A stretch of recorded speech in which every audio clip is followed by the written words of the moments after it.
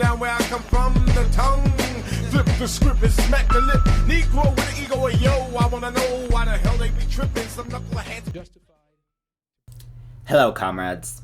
I just wanted to make a quick video to address the recent news that none of the racist pigs who murdered Breonna Taylor were charged with murder. It appears that the only one who was charged with anything was indicted for the far lesser crime of wanton endangerment, simply because he accidentally fired shots into the home of Breonna's neighbor.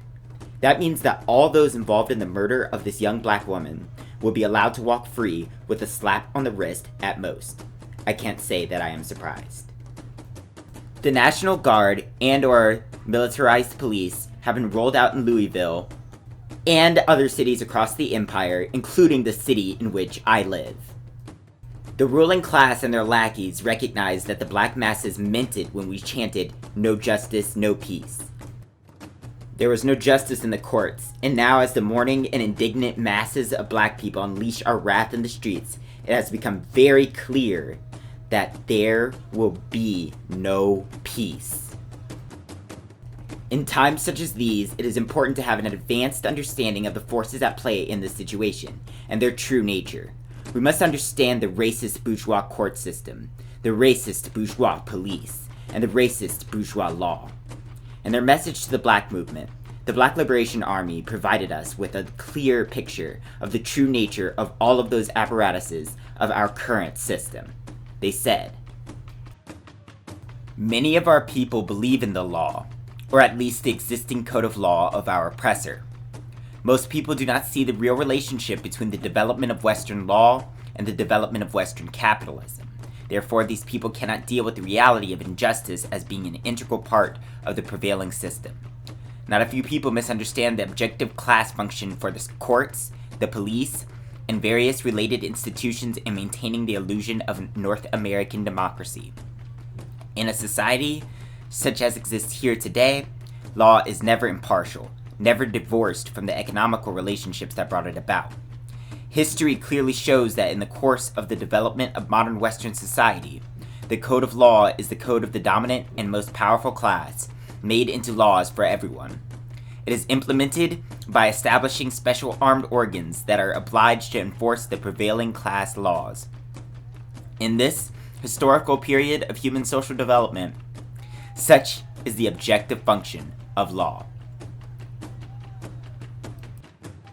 The Black Liberation Army goes on to state that every institution in this racist class society serves the intended or unintended purpose of maintaining the attitudes and relationships of our destructive subculture.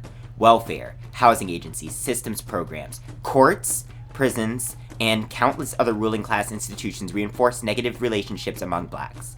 Our relationship and dependence on these enemy institutions is total, and only with their collapse can true alternative institutions prosper. But the process must begin now.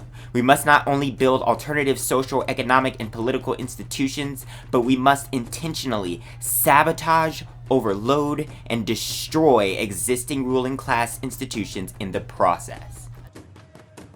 The meaning of the BLA's words is clear.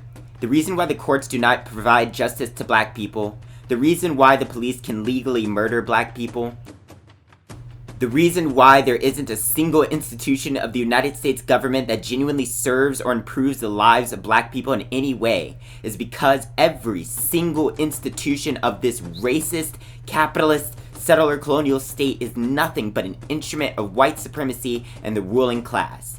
Not one part of this reactionary state is made in our interest. On the contrary, every single part of it was made to serve those who enslaved us and then proceeded to subjugate, exploit, and murder us for 400 years. As long as this racist capitalist state exists, the pigs ain't never gonna stop murdering us and getting away with it. Black folks ain't never gonna stop getting locked up in mass. And our communities ain't never gonna escape poverty.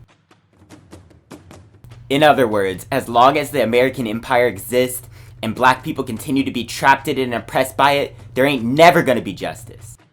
So until we burn this whole goddamn glorified plantation to the ground, there will be no peace.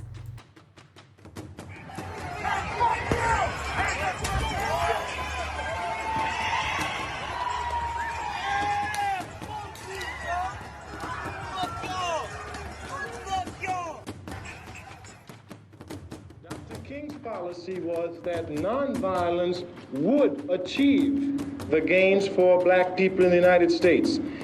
His major assumption was that if you are nonviolent, if you suffer, your opponent will see your suffering and will be moved to change his heart. That's very good. He only made one fallacious assumption. In order for nonviolence to work, your opponent must have a conscience. The United States has none. Has none.